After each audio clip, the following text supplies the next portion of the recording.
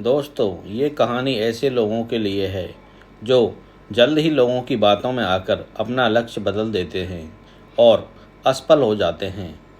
एक गांव में एक प्रसिद्ध पंडित रहता था। उस पंडित का नाम गंगाराम था। वह पंडित जिस गांव में रहता था, उस गांव के प्रसिद्ध मंदिर में वो पूजा करता था। गंगाराम सिर्फ पूजा ही नहीं बल्कि सभी शादियाँ व सभी धार्मिक कार्य वही करता था। गंगाराम इतना प्रसिद्ध था कि आसपास के सभी गांवों में उसकी चर्चा हुआ करती थी और सभी लोग उस पंडित का बहुत आदर किया करते थे। गंगाराम पंडित इतने प्रसिद्ध थे कि सभी लोग उन्हीं से अपना धार्मिक कार्य करवाने के लिए दूर दूर गांव से बुलाया करते थे और अच्छा दान भी दिया करते थे। एक बार पंडित जी अपने गांव से दूसरे गांव शादी कराने के लिए गए थे। वह गांव पंडित जी के गांव से 3-4 गांव छोड़कर था। पंडित जी जब शादी कराने के बाद वहां से लौटे तो उन्हें एक बकरी भेंट स्वरूप दी गई। गंगाराम बकरी को लेकर पैदल अपने रास्ते धीरे धीरे लौट रहे थे, क्योंकि उनका गांव 4 गांव के बाद था। जिस रास्ते से गंगाराम लौट रहे थे उस रास्ते पर 4 ठग रहते थे और वह आने जाने वाले लोगों को लूटा करते थे। जब उन 4 ठगों ने पंडित जी को देखा तो बोलने लगे, आज तो सुबह से कोई नहीं मिला है और हमारे खाने पीने की व्यवस्था भी नहीं हुई। चलो आज हम इस पंडित को ही लूट लेते हैं और उनसे ये बकरी चुरा लेते हैं। किंतु उनमें से एक ठग बोलता है, अगर पंडित जी को हमने मारा तो सारे गांव वाले हमें छोड़ेंगे नहीं और हमें बहुत पाप लगेगा। ये चारों ठग पंडित जी से बकरी छुड़ाने की एक नई तरकीब निकालते हैं और चारों ठग अपने अपने काम पर लग जाते हैं। गंगाराम जब पहले गांव पहुंचने वाले होते हैं तो वहां पहला ठग उन्हें मिलता है। ये ठग एक साधारण व्यक्ति की तरह पंडित जी से राम राम करता है और उनके पैर पड़ने के लिए झुकता है, लेकिन वह रुक जाता है और पंडित जी से बोलता है, पंडित जी, आप तो बहुत ज़्यादा प्रसिद्ध पंडित हैं और लोग आपकी बहुत इज्जत भी करते हैं, लेकिन ये क्या, आप इस गधे के साथ क्या कर रहे हैं? पहले ठग की बात सुनकर पंडित जी गुस्सा हो जाते हैं और बोलते हैं, अरे मूर्ख, ये गधा नहीं, ये बकरी है, बकरी। लेकिन वह ठग पंडित जी से कहता है कि ये बकरी नहीं, गधा है। आपको किसी ने बेवकूफ़ बनाया है।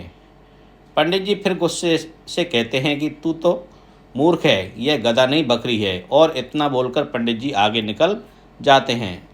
पंडित जी आगे तो निकल गए, लेकिन इस घटना की वजह से पंडित जी के दिमाग में एक हल्का सा भ्रम पैदा हो गया। धीरे धीरे पंडित जी आगे बढ़ ही रहे थे और वो दूसरे गांव पहुंचने वाले ही थे कि उन्हें वहां दूसरा ठग मिला, जो कि बिल्कुल साधारण व्यक्ति की तरह वहां खड़ा था। वो दूसरा ठग पंडित जी से राम राम करता है और उनके पैर पड़ने के लिए झुकता है, लेकिन वह भी पहले ठग की तरह रुक जाता है। पंडित जी उस दूसरे ठग को ऐसे रुकते हुए देखकर पूछते हैं, क्या हुआ, रुक क्यों गए?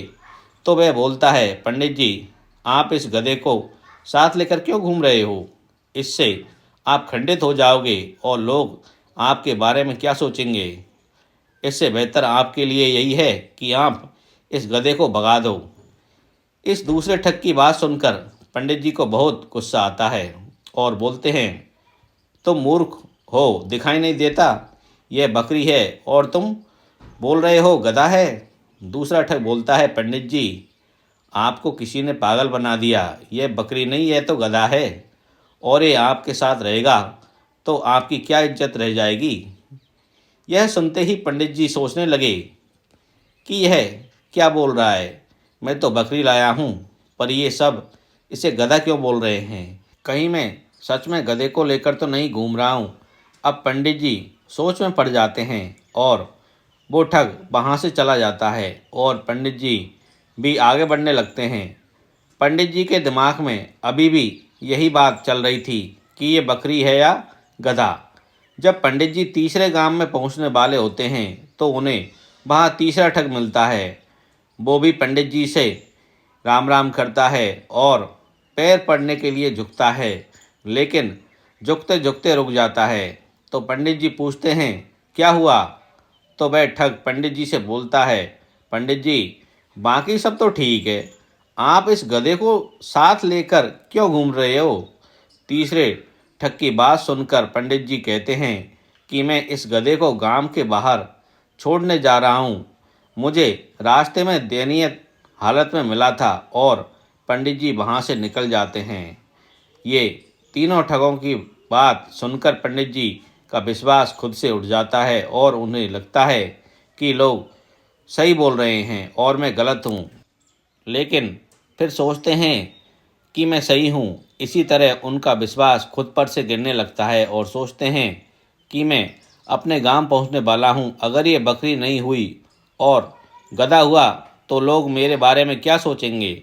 इन्हीं सब विचारों के चलते पंडित जी चौथे गांव पहुँचने वाले होते हैं कि उन्हें चौथा ठग मिलता है और वो भी पंडित जी से राम राम करता है और पैर पड़ने के लिए झुकता है। जैसे ही वो पैर पड़ने के लिए झुका, वह अचानक रुक जाता है। पंडित जी इस चौथे ठग से पूछते हैं, क्या हुआ? तो वह ठग पंडित जी से कहता है कि पंडित जी, आप इस गधे को साथ लेकर क्यों चल रहे हो? पंडित जी इस चौथे ठग से कहते हैं कि मैं इस गधे को गांव के बाहर छोड़ने ही वाला था। तो वह ठग बोलता है कि पंडित जी, यह गधा आपको शोभा नहीं देता, लोग आपके बारे में क्या सोचेंगे? आप इसे मुझे दे दीजिए, मैं इसे बाहर छोड़ाऊँगा। इसी के साथ पंडित जी अपने आप पर विश्वास खो देते हैं और उस बकरी को गधा समझकर उस ठग को दे देते हैं और अपनी बकरी को छोड़कर चले जाते हैं। उन चारों ठगों की ये तरकीब काम कर जाती है और वह पंडित जी से बकरी छुड़ा लेते हैं और उसे बेचकर पैसा कमा लेते हैं। इस कहानी से हमें ये सीख मिलती है कि हमें खुद पर विश्वास रखना चाहिए। दूसरा व्यक्ति ये कुछ भी कहे, क्या कह रहा है, इससे हमें कोई फर्क नहीं पड़ना चाहिए, क्योंकि रास्ता भटकाने वाले बहुत मिलेंगे। इस कहानी में भी वही हुआ। अगर पंडित जी को खुद पर पूरा विश्वास होता कि हाँ ये बकरी ही है, तो वह अपनी बकरी को ठगों को नहीं देते। इसी तरह हमें भी अपने ऊपर विश्वास रखना होगा। तो दोस्तों, आपको ये कहानी कैसी लगी कृपया हमें कमेंट करके ज़रूर बताएं और मेरे चैनल को सब्सक्राइब करें।